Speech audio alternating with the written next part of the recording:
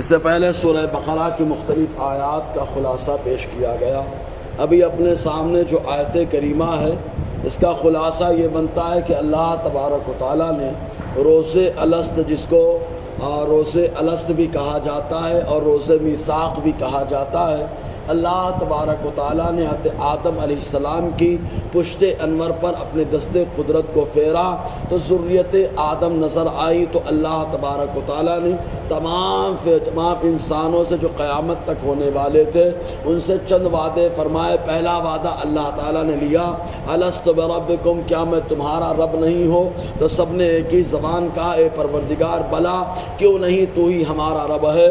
پھر اللہ تبارک و تعالیٰ نے انبیاء کرام سے وعدہ لیا، جب میرے محبوب کا زمانہ پانا، لَتُؤْمِنُنَّ بِهِ وَلَتَنْصُرَنَّ، تو ان پر ضرور ایمان لانا اور ان کی مدد کرنا۔ پھر اللہ تعالیٰ نے ان لوگوں سے جو علم والے ہوں گے، علماء سے وعدہ لیا کہ تم لوگ دین کا کام کرتے رہنا۔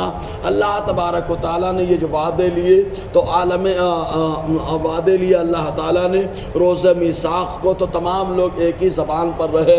اس اعتبار سے جب انسان پیدا ہوا تو ایک دین پر رہا، چنانچہ اللہ تعالیٰ ارشاد فرماتا ہے فَكَانَ النَّاسُ أُمَّةً وَاحِدَةً، لوگ ایک دین پر رہے، کیونکہ اسے جو دین میثاق پر جو اللہ تعالیٰ نے روز الست لیا تھا وہ وعدے کے مطابق لوگ پیدا ہوتے رہے۔ چنانچہ آدم علیہ السلام سے لے کر کے حضرت ادریس علیہ السلام کے زمانے تک تمام لوگوں کا معاملہ ویسے ہی تھا، سوائے چندوں کو چھوڑ کر کے، جیسے کہ قابیل کا معاملہ رہا کہ اللہ تعالیٰ نے جو دین حضرت آدم علیہ السلام کے ذریعے سے اس تک پہنچایا، اس نے چند باتوں کو ماننے سے انکار کر دیا، اس لیے وہ تباہ اور برباد بھی ہوا۔ بہرکیف اس کی تباہی کی داستان خالی حسد اور جلن کی وجہ سے ہوئی۔ پہلے حسد اس نے کیا اپنے بھائی سے عقلیمہ کے معاملے میں، پھر اس کے بعد حضرت آدم علیہ السلام نے پیغام سنایا کہ اللہ تعالیٰ حکم دیتا ہے قربانی پیش کرو۔ چنانچہ ایک کاشتکار اس نے اپنے گیہوں کو پیش کیا، آسمان سے آگ آئی اور اس کے گیہوں کو کھا کر کے چلی گئی، اور یہ اس بات کی دلیل تھی کہ اللہ نے اس کی قربانی کو پسند فرما لیا۔ دوسرے نے جو ہے جانور کو پیش کر دیا، آسمان سے آگ نہ آئی تو وہ حسد کرنے لگا اور بھائی سے جلنے لگا۔ چنانچہ شیطان کو موقع ملا، جب آدمی حسد کا شکار ہوتا ہے تبھی شیطان آ کر کے چپکے سے جو ہے زہر گھور کر کے چلا جاتا ہے۔ اس نے کہا تمہیں معلوم ہے آگ کیوں تمہارے بھائی کی قربانی کو کھانے کے لیے آئی؟ اس کی وجہ یہ کہ تمہارا بھائی آگ کی پوجا کرتا تھا، اگر تم بھی آگ کی پوجا کرنا شروع کر دو تو معاملہ ایک دم فنش ہو جائے گا، تمہاری قربانی کو بھی آگ کھانے کے لیے آئے گی۔ اس طریقے سے اس نے آگ کی پوجا کی طرف آمادہ کیا قابیل کو۔ تو بتانا مقصد یہ کہ اللہ تعالیٰ فرماتا ہے تمام لوگ ایک دین پر رہے، حضرت آدم علیہ السلام سے لے کر کے حضرت ادریس علیہ السلام کے زمانے تک تمام لوگ ایک ہی دین پر رہے، سوائے چندے کو چھوڑ کر۔ اور اس کے بعد جو ہے اور کچھ دوسرے لوگوں نے قول پیش کیا ہے کہ حضرت نوح علیہ السلام کے زمانے میں جب طوفان آیا تو طوفان کے بعد تمام لوگ ایک ہی دین پر رہے، کیونکہ طوفان نوح علیہ السلام سے پہلے تمام لوگ قسم قسم کے معبودان باطلہ بنا کر کے ان کی پوجا کر رہے تھے۔ چنانچہ عبداللہ ابن عباس رضی اللہ تعالی عنہما کی روایت بخاری شریف کتاب التفسیر کے اندر موجود ہے کہ تین لوگ جو ہے بڑے نیکوکار تھے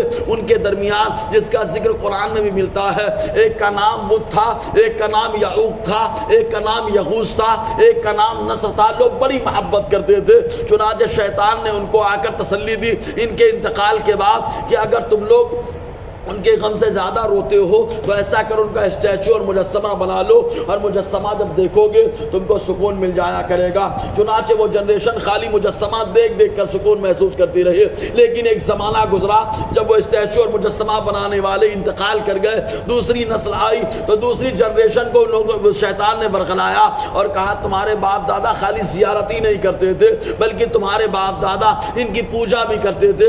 اس طریقے سے بتوں کی پوجا کی طرف ان لوگوں کو راغب کر دیا۔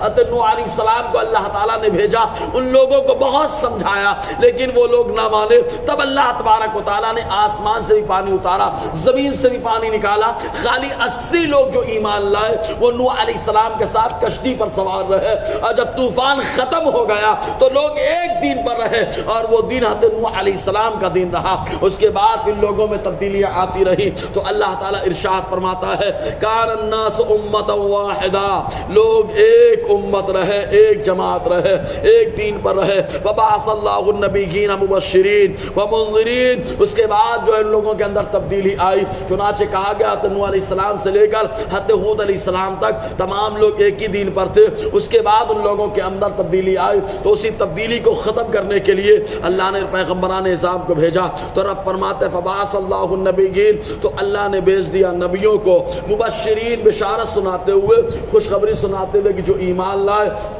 وہ جنت میں جائیں، ومنذرین، اور ڈراتے ہوئے جہنم کے عذاب سے اور خدا کی مخالفت سے۔ انشاءاللہ اور آگے گفتگو رہے گی۔ اللہ تعالی ہم سب کو فیضان قرآن، برکات قرآن سے مالا مال فرمائے۔